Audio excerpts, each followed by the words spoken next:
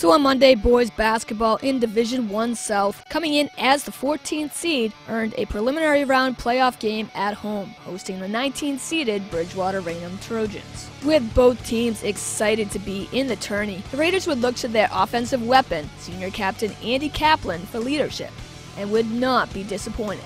After a Bridgewater Raynham turnover, this fast break layup by Kaplan definitely stirs up the crowd. The Trojans want to prove they're just as good in transition. Terrell Williams takes flight and slams it down with authority. 8-4 Raiders. Andy Kaplan is just getting warmed up though, as he's already switched to playoff mode. And on this runner, 3 Trojan defenders cannot block Kaplan out. Transition offense is just outstanding again for Wellesley when another fast break layup by Kaplan banks off glass to make it 17-6. And Trojans take a timeout to stop this 9-2 Wellesley run. Second quarter, Bridgewater Raynham starts to chip away at the deficit after a fantastic layup by Andy Kaplan that he still makes while getting hacked. Trojans drive up court again, and if you miss the first dunk by Terrell Williams, well, Williams reminds us he can soar, and his second dunk in the half makes it 19-12 Wellesley. And now it's Raiders with the timeout. And for now, that timeout taken does not deter Bridgewater Raynham. Michael Manning's corner shot from downtown, making it 19-15 Wellesley. Then Nicholas Demos, off a key steal, goes coast to coast, draws the foul, makes it and one. And Trojans are down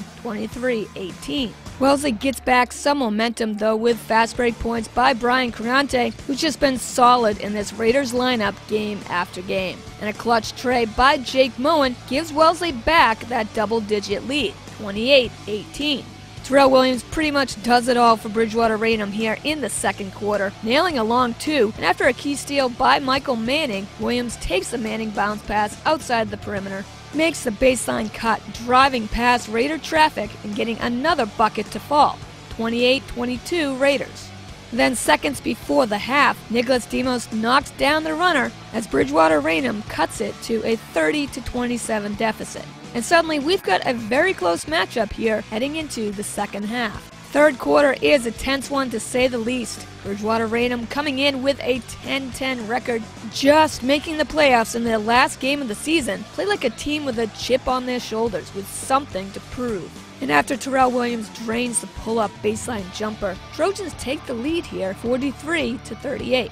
But Jack Dolan's clutch three-pointer at the end of the third not only makes it a close 2-point lead for Bridgewater Raynham, but Dolan's shot sparks a fire in this team. So here we go, fourth quarter to decide who stays and who goes home. Wellesley in transition when Miles Cole finds Brian Criante up ahead, and Criante goes for the reverse layup and makes it. 48-45 Wellesley, and the Raider crazies are loving the hustle. Timeout Bridgewater Raynham.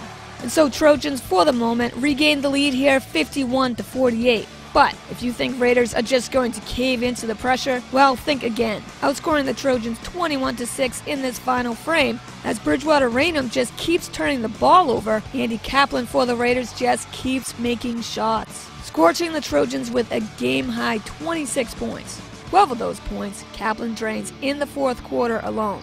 And so when they were down 51-48, these Raiders as a team showed maturity and a never-quit attitude, which propelled Wellesley to score the next 16 points unanswered. And it's all over here as Wellesley makes it a final 64-51 over Bridgewater Raynham.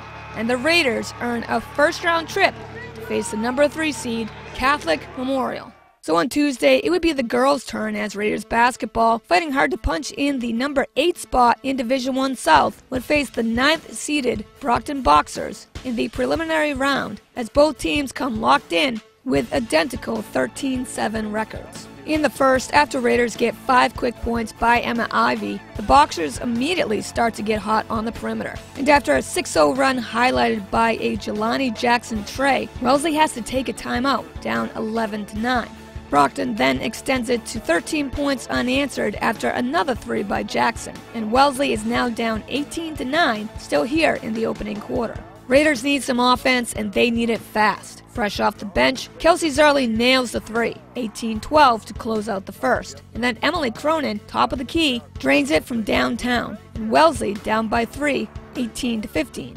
Dorian Cohen just aggressive in the lane, banks it in, and the foul for an old-school three-point play, and it's still a Raider deficit, but it's 21-18. Later in the quarter, down by 4, Wellesley's competing hard, and on this play, just a nice pass by Katie Williamson inside the paint to Lexi Jones, who finishes it with a 180 around a defender to make the shot. And then defensively, showing some hustle, Lexi Jones on the other end diving on the floor, just rips the ball away and gives Raiders back possession.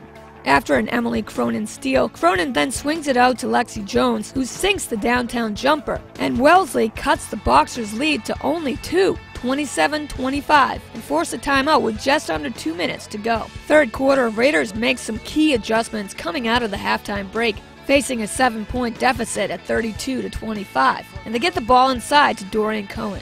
In transition, Lexi Jones passes up ahead to Dorian Cohen, and Cohen coasts through 2 defenders for a fast break layup. 36-31 Brockton. And Dorian Cohen is just clutch here in this third as she nails her 8th point of the quarter. And it's now a 1-possession game.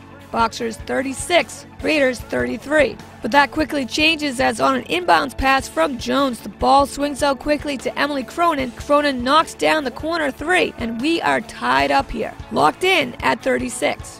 And after Kelsey Zarley just throws up a crazy floater that sails high, somehow banks off glass and sinks in, we head to the final quarter, tied at 38. And while the Raiders outscored the Boxers 13-7 to tie things up here, the fourth would be a tough one to take. After Lexi Jones earns 2 points at the charity stripe on this play, Wellesley struggles to score baskets the rest of the way, as their offense just goes cold, and are only able to put 4 points on the board. And that starts to take a toll. Well, it may not be a very pretty final quarter for Brockton either. They get the necessary points needed to pull away. And getting a basket by Aaliyah Brito to make it 42-40 Boxers. And then Natasha Elias sinks a tray that puts a dagger to any Raiders' hopes of coming back. 47-40 Brockton. Lenora Sperling fights hard for the offensive rebound and gets the putback. But by then, too much time has passed. And the Brockton Boxers on the road pull out a 49-42 victory, and now have the challenge of facing the unbeaten #1 Braintree Womps in the first round. Always tough to see a season end, especially at home, but also for the 5 seniors, Lily Busma, Summer Sims, Maddie Guifrey, Catherine McNamara, and Lexi Jones, who would sadly see their Raider career come to an end. And while their hard work this season and really the last 4 years did not go unnoticed, this team, still loaded with young talent, can use this playoff loss as motivation to come out even stronger next season.